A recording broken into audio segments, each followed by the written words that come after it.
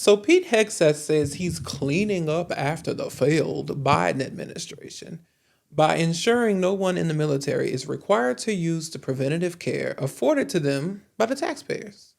Take a look. Under the disastrous Biden administration, this Pentagon waged an unrelenting war on our warriors on many fronts, including when it came to denying them simple medical autonomy and the freedom to express their religious convictions. In other words, our men and women in uniform were forced to choose between their conscience and their country, even when those decisions posed no threat to our military readiness. You know what I'm talking about, what happened, COVID-19 and the vaccine. No more. That era of betrayal is over.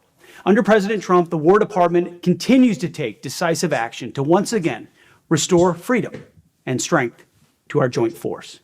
We're seizing this moment to discard any absurd, overreaching mandates that only weaken our warfighting capabilities.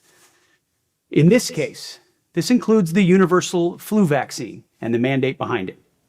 The notion that a flu vaccine must be mandatory for every service member everywhere in every circumstance at all times is just overly broad and not rational. Our new policy is simple. If you, an American warrior entrusted to defend this nation, believe that the flu vaccine is in your best interest, then you are free to take it. You should. But we will not force you, because your body, your faith, and your convictions are not negotiable. Your health. So that went just about how you think it would. We're now starting to see the real-time fallout from Defense Secretary Pete Hegseth's decision to drop military flu vaccine mandates. A major flu outbreak hit Lackland Air Force Base in Texas, leaving more than 160 troops sick. According to the New York Times, the virus tore right through a basic training wing where trainees slept on bunk beds and ate at communal tables. Air Force officials say the outbreak is isolated to that one wing for now, and medical teams are on site monitoring the troops and handing out medication. Just weeks before this outbreak, Hegseth ended the military's flu vaccine mandate, arguing the universal requirement simply wasn't necessary for troops. So first of all, when he says, you know what I'm talking about, what happened with COVID and the vaccine, is he talking about this COVID? This week, the nation marked 1 million American lives lost to COVID-19. And one of the groups most affected by the virus has been those in nursing homes and care facilities. According to the Center. See, that COVID. I thought so. I'm so tired of the Republicans downplaying that. Over 1 million Americans dead. A lot of them elderly. Some of the most vulnerable people in our society. People with immune conditions. I've made no bones about it. I've told people on this channel multiple times, my viewers, that I have an immune condition. So I really, really hate it when people come around me with illnesses and don't disclose it, or don't take just general precautionary measures to make sure that they're considerate about the people around them, because I'm considerate about the people around me. So for them to keep downplaying the fact that 1 million Americans died from a virus that could have been better managed, that could have been controlled, is the stuff that would have made the Republicans impeach a Democratic president for. A Democrat would have been long gone if they had mismanaged COVID the way that Donald Trump did. Long gone. But somehow, they managed to mess up a pandemic. Fuck it up as bad as they did. Donald Trump got on the TV himself talking about injecting bleach and shit. Over 1 million Americans died. And somehow, some way, he finds his way back into the White House. And then they didn't just quietly learn from their mistakes. like any rational, sane person would do. No, they come back into power and make it worse.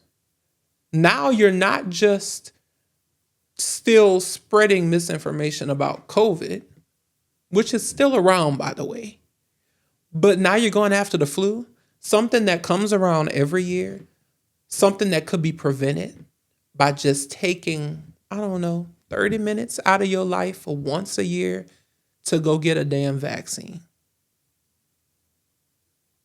And you could not only protect yourself, but protect other people around you who aren't able to protect themselves.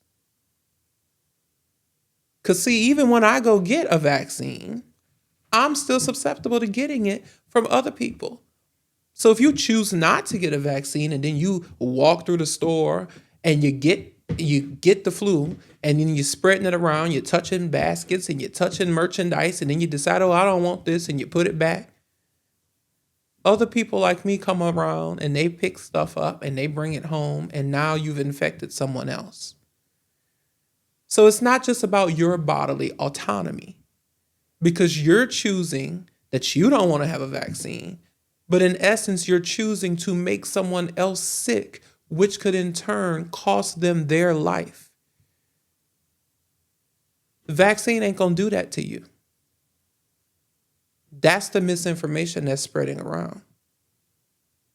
That you'll somehow lose your life to vaccines. They've been proven to be very, very safe. I'm a testament to them. So another thing Hegseth said is that he wants the military to be ready. Well, the military is definitely not going to be ready if they all sick with the damn flu. Again, you can't say that it's their autonomy to choose that they're not going to get a flu shot in an agency like the military, where you're literally told what time to get up and what time to go to bed. It's also not fair to other people who choose to get the flu shot who are in the military to be told that they have to be in a bunk next to someone who didn't get the flu shot and get sick from it. Because again, the flu shot isn't going to make you 100% immune. Y'all talk about all of that herd immunity stuff. Well, this is partially how it works. So if you have a large number of people unvaccinated, then it's going to spread through the population like wildfire. And the little people that are vaccinated, it's not going to do them as good as if a large number of people are vaccinated. Autonomy is about controlling what happens to your own body.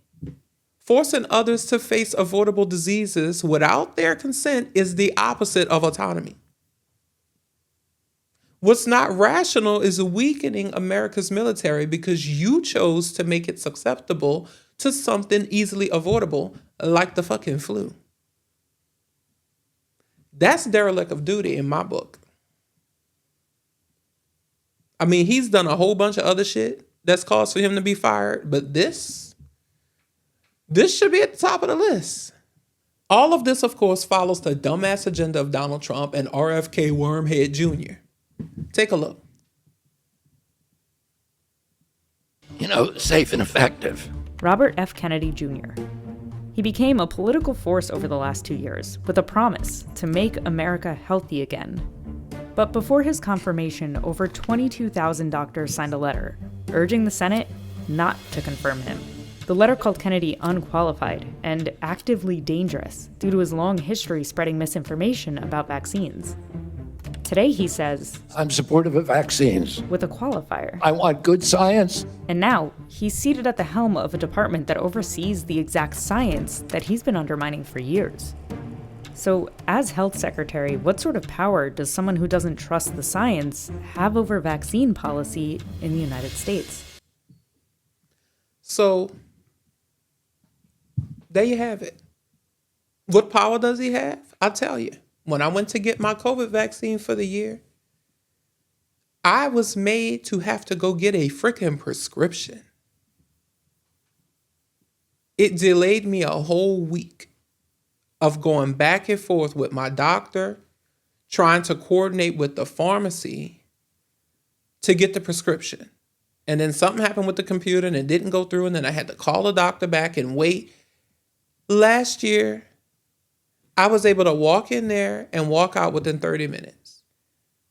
Now, I have a life-threatening health condition that made me have to follow through. But how many other people was like, fuck this, and left? Because they, A, didn't have the time to keep going back, and B, was like, I'm not wasting all of this time. Making people unhealthy, to me, is inherently evil. Making people sick for no apparent reason when we have the financial resources and the science and the ability to protect people, you have to ask yourselves, why would they want to do that? Do they want people to die? Is that their goal? I mean, people could say a lot of stuff. And I'm a man who, I'm like, you know what? I don't look at what people say all the time. I look at what they do. And look at what the Trump administration has done since they've been back in office since January 2025. All of these budget cuts, these Doge cuts, putting RFK Jr. in charge of healthcare, and then him subsequently putting all of these anti-vaccine policies in place. The measles outbreaks, the flu. What is the government doing about this screwworm problem? Has Trump's government been helping farms? No. What are they doing to shore up America's food supply? There's so many different things that's going on that nobody is talking about. But these are the things that matter because they absolutely will affect you. You might not think they will, but when you go in the grocery store and you try to buy food, that's when you'll find out. So we just have to be more informed overall, you guys. And we have to share information with each other and make sure that we're getting accurate information. And that's what we try to do here at Pragmotiv. So if you got any value out of this video, please do me a favor and hit that like button, subscribe, share this video with your friends. You could also head over to our Substack if you want to support independent media. It's at pragmotivplus.com. And as usual, I'll catch you in the next one. Peace.